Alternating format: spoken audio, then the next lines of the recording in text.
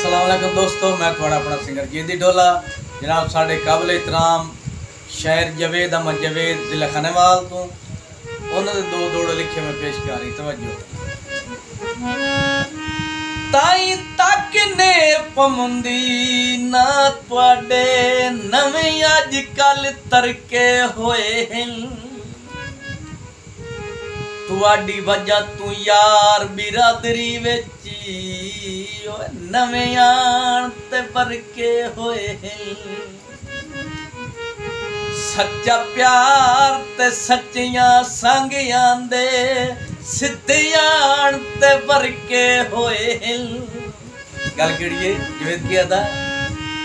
उवे अज जवेद नू मत्ती देन दिल जेड़े कन्ना ताई गरके होए हैं दे वैंदा अकल जवाब असाडा मथे जदन चला का लगदा है दुख याद नहीं रंदे जदा सीने विच पहली बार खिला का लगदा है ओदा वादा है हर एतवार नू मिलना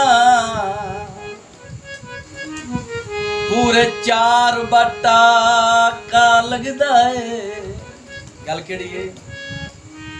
इंज